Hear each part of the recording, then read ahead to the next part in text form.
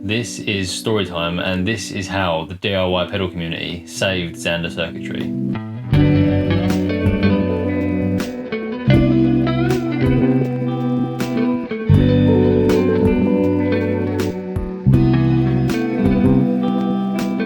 So for those of you that are unaware, as of recording this video, we're currently going through a bit of a transition period where we're changing the format of all of our pedals down from something that's this kind of size through to something that's this kind of size. And as you'll see on this new format, we've kind of moved away from the plastic Davies type knobs to a new shiny set of aluminium ones. And these knobs are custom to us. You can't buy them anywhere else. Our good friend Rich from Stompkins, he did some design work on them, did a really cracking job. And back in July of 2019, we placed our first order with a supplier for them to create these knobs, not just in the black colour that you saw on the Cyclone, but also the blue ones for the Junipero, and there are about 7 different colours. And obviously to get a bespoke part made, you have to spend quite a bit of money. So we had to order quite a lot in each colour. So for us, it was a big outlay. As much as we tried to find a supplier in the UK, the cost was just insane. So obviously these had to be outsourced from Asia, because it was the only way that we could actually get them at a price we could afford.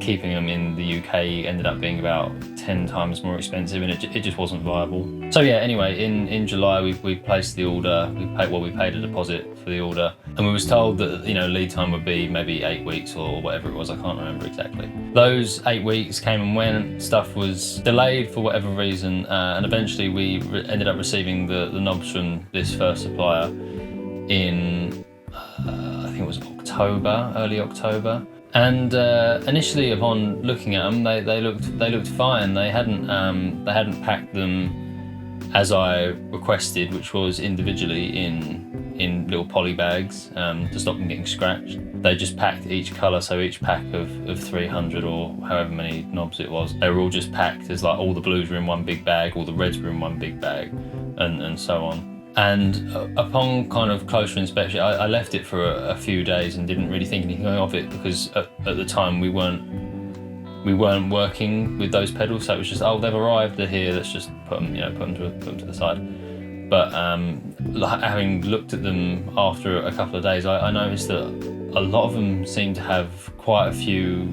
issues. Some of them were mild, a few of them were just like little scratches, or the colour was off or whatever, but some of them had some pretty big machining flaws where the surface was rough, or it was dented, and then it was clearly anodized over so the color was put on over a dented, like the dented aluminium. It wasn't done afterwards, because you could quite clearly see that where had the way it was dented, that it was the knob was already damaged before it was put through the anodizing process. So it was obviously quite a big shock, because it was a hell of a lot of money for us as a small company, and it kind of sent us into panic mode, really. So we contacted the seller through the platform that we bought through, and they initially were kind of a little bit off, and they were like, oh, we'll offer you like $100 back, or can you see if you can get another company that's local to you to refinish them, and then we'll cover the cost for that. And I followed everything they asked for, but the prices that were coming back over in the UK were kind of silly money, really, more than they cost to have manufactured in the first place. And after a little bit of back and forth for a few days, they finally agreed that they would reproduce the order in full and at no extra cost to us, which is great. So I thought everything was sorted. So as I mentioned, that was kind of at some point in October, I think maybe mid-October, and we waited and waited. I think they said that the knobs would be ready by the end of November, which was fine. So we waited for then, and every few weeks I'd chase and ask for a status update, and I'd normally get a vague reply back of, oh, they're in pre-process, or they're in machining, or they just need to be anodized, or whatever. And it got through to kind of the end of December, and then obviously like Christmas was happening, so there was time off for that. And then January came around where we were going to NAMM, and we ended up taking on the prototypes that we were showcasing, just using the damaged knobs for those pedals, just because it's the only thing we had and it's the only thing that fit in this new layout. So again, during this time, like even while I was away in America at NAMM, I was sending him chaser emails and asking him what was going on, and said, really, if you don't ship them soon, I'm going to have to open a formal case, because I had threatened that initially when the knobs arrived damaged the first place. So if you can't resolve this, then I'm going to have to go through the proper channel. But I wanted to give them a chance to sort it, and they said no, definitely it's fine.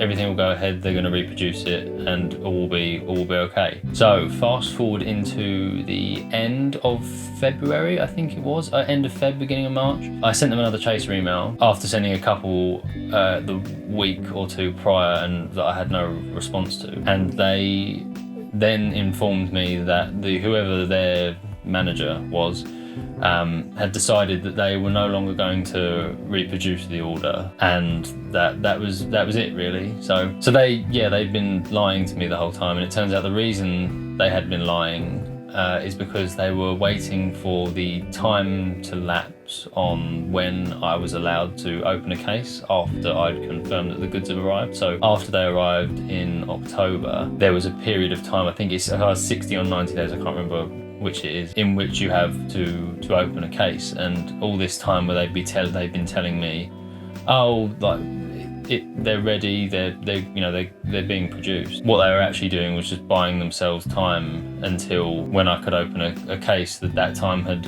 elapsed, so that I had no protection. I still tried to take action through the proper channels, but they were very unhelpful and kept sticking very much to the process, which I understand, but it didn't seem to matter how much proof I gave them of emails saying I was waiting in good faith for these guys to sort stuff out, and all the proof and everything that I had that they'd been blatantly lying to me the entire time.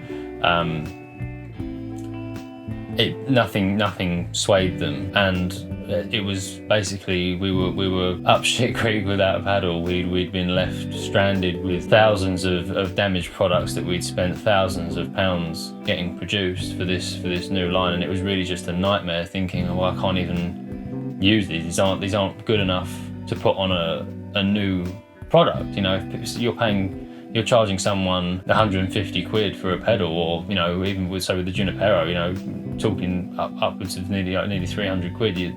There's just a lot of money for a lot of people. And while aesthetics might not be the most important thing, obviously, because the most important thing is the sound. I mean, you still want it to look good if you're paying that kind of money for something. I wouldn't feel comfortable taking money from people knowing that what we were putting out isn't as good as it could be. So the only thing I could think of doing was putting the knobs up on our website just as spare parts, and I'll sell them at cost, and maybe I'll sell 5 or 6 or whatever. I'll sell a dozen a week, and then slowly that number of several thousand will slowly dwindle down, and I'll eventually claw my money back. And we weren't really sure how we were going to tackle the problem of then having no knobs to actually use on the pedals. I think what we had thought of doing was just going back to using the plastic ones temporarily, or well, for the foreseeable really, because we needed to claw all the money back from the first batch before we could get them reproduced. So yeah, it was just an absolute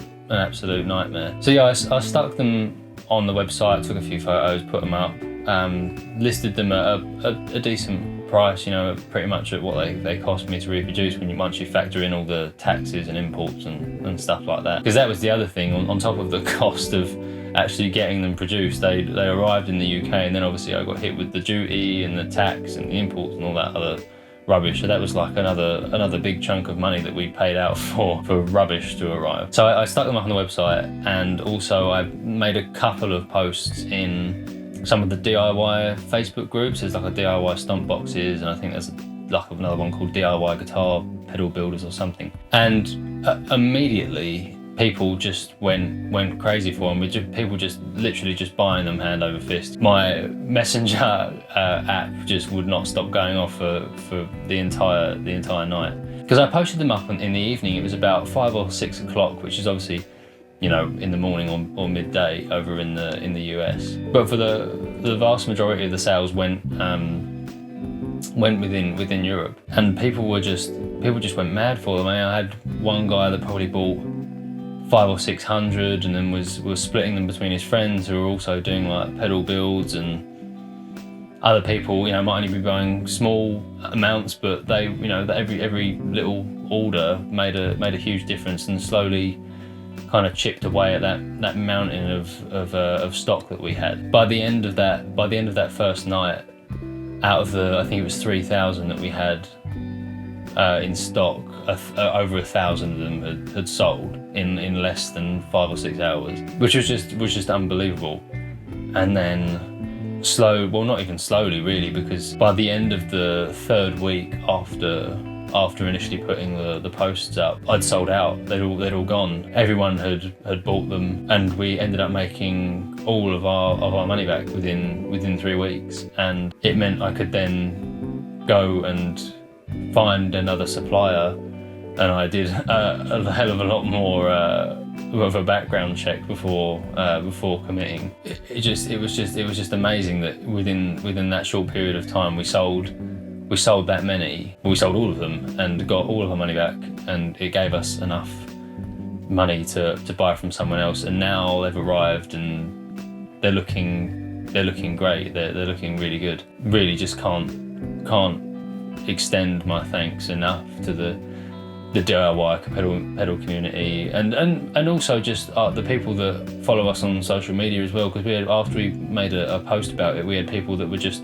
buying knobs to put on other pedals that they own just to give them a facelift or whatever, or some people just buying knobs that they ended up not even using just because they wanted to help out. And it would be like, oh, I'll buy whatever it was, I'll buy 10 knobs and here's a £5, and it helps you get, you know, it just helps chip away at a little bit of the like recouping the cost. And I really just couldn't believe how generous people were, especially given the time and right at the kind of forefront of the whole COVID-19 pandemic and global lockdown happening. You know, you think if anything, it's not going to be really an essential thing for people to be buying guitar knobs, or pedal knobs. But yeah, people came out in their droves to buy stuff, and I honestly cannot thank everyone enough for really pulling us out of a bit of a sticky situation that I didn't really have any answer for. It was a huge help to us, and I can't thank you all enough.